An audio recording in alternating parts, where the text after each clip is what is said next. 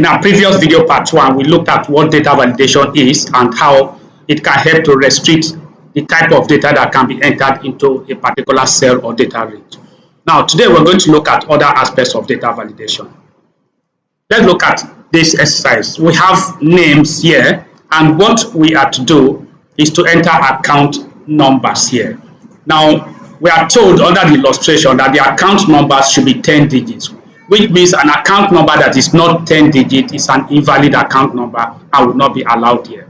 Now, this will actually help to reduce errors of entering 10 or 11 digit account number instead of 10 digits. Now, we're looking at all account numbers, bank account numbers in Nigeria at 10 digits, which means if you operate an account in Nigeria, the account number must be 10 digits. So the first thing is to restrict the whole of this area to only account numbers that have 10 digits. The second aspect is that no two staff have the same account number. So we are also going to restrict entering account number twice erroneously. So the first thing is to highlight the whole of that area that I want to put those values. I could have as well highlighted the whole column by clicking on the letter C, and then I call up the data validation. We know where it is. Click on data tab. In the data tools group, you select data validation and come to this menu. Now, to call up this menu, the shortcut is Alt-AVV. So if I don't want to go through this route, I just say Alt-AVV, and then I call up this menu. Now, I've highlighted my data range, and then I go to setting. We know the three headings here. I've actually mentioned that in the earlier video. Now, I'm seeing that any value is what's allowed. What that simply means is that the area I've highlighted, that data range, by default can take any value. So it can take a number, it can take a figure, it can take an alphanumeric data. But that's not what I want. I want to restrict the length of data that can be in that place. So I take text length. And since I want exact number, I'll say equal to, and it's asking me what is the length, and I can type 10 here. Now that's all I need to do. I click OK, that will be formatted. Now the next thing is, I want to put an error message here saying if I mistakenly enter a number that is not 10, I should get an error like account number should be 10 digits. So I get this error each time I enter an account number that doesn't meet that requirement. So simply doing this, I have actually safeguarded myself against entering numbers that are not 10 digits and reduce creating room for reconciliation error. Now the next thing is no two staff have the same account number. So what I'm doing as I'm building my template is simply to format that place conditionally such that if I enter any number twice, it will show me. And how do I do that? I click on my home tab, I come to the styles group, and on top I'll see conditional formatting. On top of that, I'll take highlight cells rule, and the last thing I'm seeing to the right is duplicate value. So I click on this. Now I'm going to take OK, saying if any value appears more than once, it should show it in the light color up there. So I click on OK. Now that's all I need to do, and my work is done. So I come here at my test, an account number with 10 digits, and I hit my enter and it goes. So this is correct. I hit another account number. This is also correct. I enter another account number. This is correct. Now, mistakenly, I enter a 9-digit account number.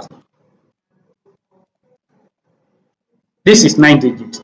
And I hit my enter. Look how it's going to tell me. Account numbers should be 10 digits. So that error of entering 911 will not occur. So I have actually been able to protect that. Now let's assume I enter the number 1 account number again erroneously. That's 784-563. I guess that's it. 563-9874. Now this number is already existing. The moment I hit my enter, the system points to it that this number has been entered before. So I can actually avoid entering one number multiple times. This is how to prevent this account number digits as well as avoiding multiple entries in the cell. Now let's go to the next one where I call that maximum date. What is the challenge here? What are we supposed to do? we are told that your company policy on annual leave is that a staff can only apply for his annual leave, for his first annual leave after his 1 year work experience, work anniversary. HR audit review last year shows that some staff applied for and were granted leave requests before their 1 year work anniversary. To avoid a repeat of such issues, you are required to create a template that disallows any leave application where the leave application date is less than 365 days from employment date. That is easy to achieve. Now, we want to avoid HR granting leave to staff who are less than 1 year. Now, we already have this HR information here, the staff employment data there. So we get the staff application, we just need to put in the application date here. And we want the system to compare this date with the leave date. If it is less than or equal to 365 days after the employment date, then the person is not qualified for leave. The leave should be a day that is higher than 1 year after employment date. So let's try to find out 1 year after this. In some previous video, I've mentioned that dates and numbers in Excel are basically the same thing. It's formatting that changes them. So I'm going to just add normal numbers.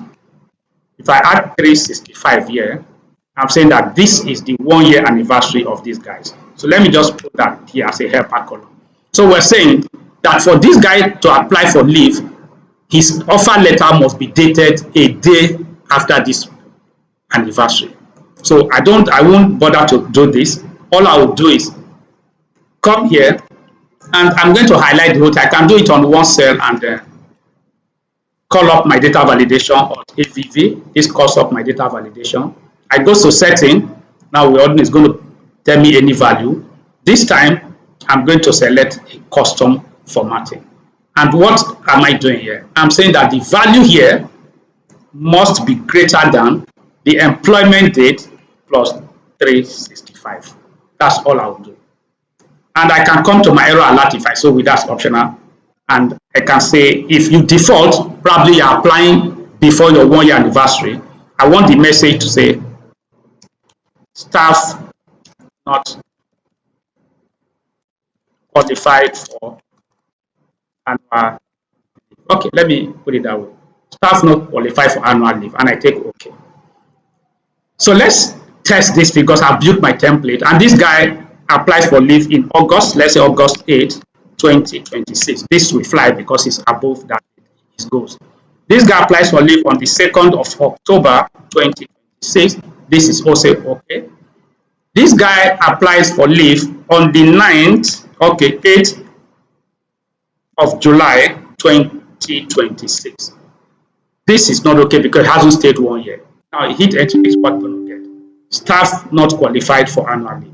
So it's very easy for me to set up my template and avoid some error that internal audit will pick later as non-compliance errors from the HR or whoever is doing this. So you do this to actually prevent those kind of errors like, oh, somebody applies for leave, it's been granted, you find out later, oh, the guy wasn't qualified for leave, is not worked up to 1 year. Create a simple sheet like this, key in the application date. The system compares it with you don't actually need this column, with the employment date, and then validates for you whether the person is qualified for leave or not. Now, the next one we are going to look at, I call that bonus. What are we supposed to look at? The illustration. The illustration says Zanas Limited pays quarterly bonus to its staff. The bonus, which is based on appraisal, must not be more than 20% of the gross monthly salary of the staff. What are we required to do? Create a validation column that checks when an amount greater than 20% of any staff salary is being imputed as bonus. So that's quite easy. We have this column for bonus. This is the salary. I was saying after staff appraisal, the bonus will be paid. And the highest you can get in your bonus, assuming you are scored an A, is 20% of your gross salary, which is the value we have here. So what if somebody enters a bonus for you that is more than 20% of your gross salary? If there are no checks, the system will not be able to detect it. So we are going to build a validation saying that if an amount entered as bonus is higher than 20% of your salary, it should immediately flag it that amount cannot be more than 20% of your gross salary. So let's look at what should be the maximum amount, for example. Say 20%, which is 20% multiplied by this. So for this person, this is going to be his maximum salary, maximum bonus. So I'm coming here, I can highlight the whole thing. Remember what I said, you can do it on one cell and copy down, but that's not a problem. I'm highlighting the whole of this and I'm calling up this. I'm going to setting and I'm going to use a formula, custom, and then I take a formula. And what is my formula? Saying that whatever is here must be less or equal to. Now, less or equal to, using Excel, is writing the two signs separately. You write less and you put equal to in front. You know, basic arithmetic, you write less than and then you put a stroke under. And Excel doesn't have that font feature. So I'm going to say that amount must be less than or equal to 20%. Let me take that as 0.2 multiplied by the gross salary.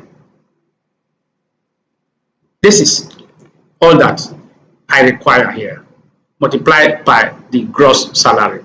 So if I take my OK, that should be fine. But if I come here and also put a remark saying any default you turn to bonus, let me say bonus cannot be greater than 20% of salary. Yeah, I can put something like that. And then I click OK. Fine. So let me take this guy's bonus. His maximum is 55. Let me assume I enter 49. Okay, or 48. Now this goes. This is 74. You can take up 74. So let me take 73. This should also go. This guy is 33. Let me put 29. This should go. This guy is 71. Let me put 82. Yeah. Look at what it's going to tell me. I have put an amount that is beyond 20% of his annual pay. And then it gives me this sign. Bonus cannot be greater than 20% of salary. So this way, I have been able to create a validation that checks the kind of data that I'm entering into this place. Remember, we define validation as restricting the type of data or type of value that can go into a cell or a data range. So this is how to create those validations. Validation is a very wide area in Excel, and that's why we took it in 2 bits. We took the part 1 in the previous video, and then we've just taken the part 2 now. So thank you very much for listening. In other videos, I want to see much more of what Excel can do when it comes to analyzing and cleaning data.